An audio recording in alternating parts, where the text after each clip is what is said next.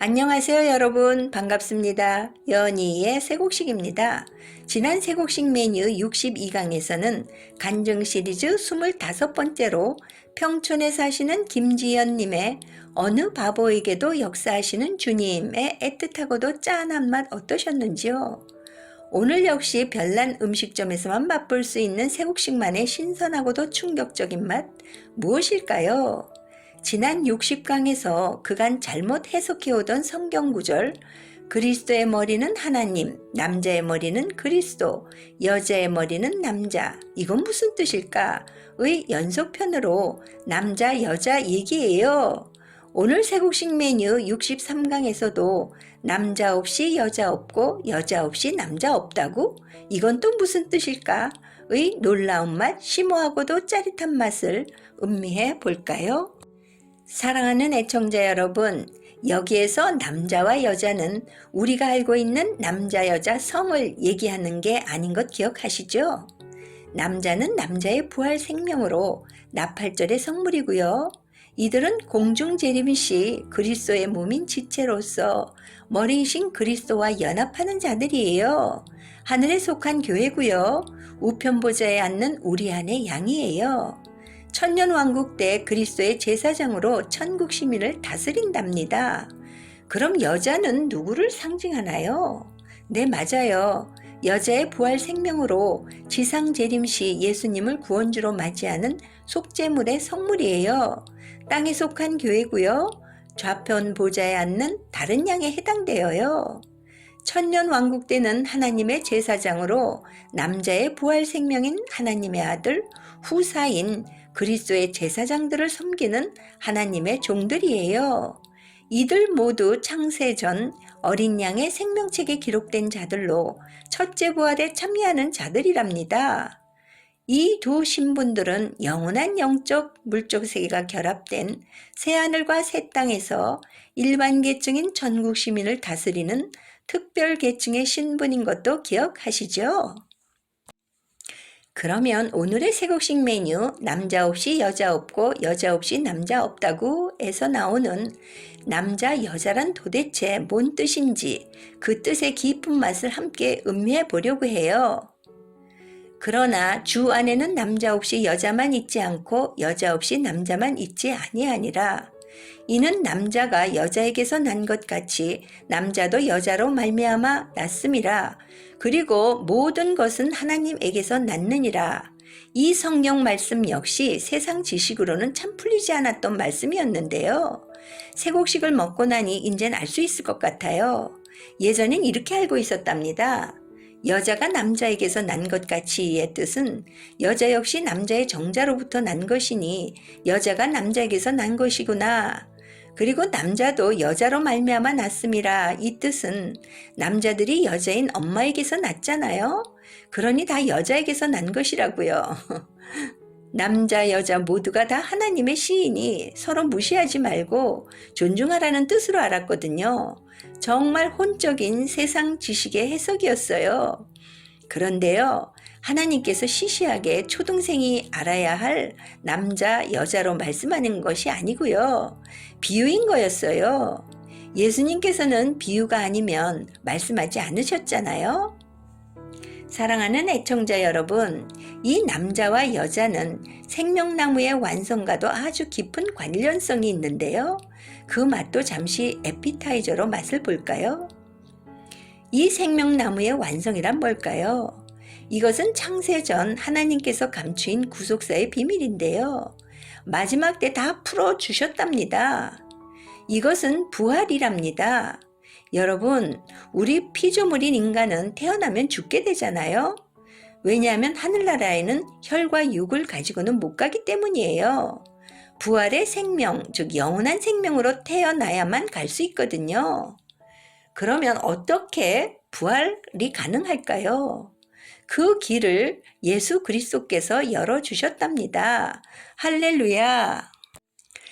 영생하는 생명나무 자체의 본질이 바로 부활의 첫 열매인 그리스도세요. 해서 누구든지 이 생명나무이신 그리스도께 접목되지 않고서는 부활체가 되지 않는다는 거예요. 부활 생명이요. 그런데 이 부활 생명에 12가지의 실과가 있는데요. 이것이 바로 창세전부터 자신과 함께 있었던 좋은 씨. 뭘까요? 네, 맞아요. 자신의 지체인 남자의 부활 생명이 존재하고 있다는 거예요. 정말 믿기가 어려우신가요? 그런데 여기 또 최근 풀려버린 비밀이 있답니다. 이 본질에 여자의 부활 생명인 다른 종들, 즉 혼의 생명이 연합을 이루게 하시는 하나님의 뜻이 있다는 거예요. 그분의 나라와 의를 이루시는 구속사예요. 이 여자의 부활 생명이 12실과 가지의 잎사귀로 생명나무의 접목이 되어야 하는데요. 어떻게 접목이 되냐고요? 접목이 되려면 이들이 남자들이 주는 천국 복음을 반드시 듣고 묵은 곡식을 씻어버리고 새 곡식으로 갈아입는, 그래서 그가 여자의 부활 생명이 되지 않고서는 생명나무 잎사귀의 접목이 안 된다는 말이에요. 그래서 제사장 나라를 상징하는 죽은 무화과 나무가 복음으로 구원받은 생명나무 잎사귀로 12가지의 접목이 되려면 누가 이 일을 할까요? 네, 맞아요. 화목직책의 사명을 받은 남자가 이 영원한 복음인 그물을 던져서 물고기를 건진답니다. 좋은 물고기와 나쁜 물고기를요. 이 좋은 물고기가 바로 여자인 거예요. 그래서 여자는 남자의 영광이 되는 것이고요. 의의 직분자의 영광을 갖는 것이에요. 결국 부활의 첫 열매가 되신 그리스도께서 죽으심으로 빛의 아들 후사 남자가 태어나고요. 이 남자로 말미암아 아들들을 섬기는 하나님의 제사장, 하나님의 종인 여자가 태어난 거예요. 그래서 하늘나라 보좌인 우편, 좌편 보좌가 있잖아요.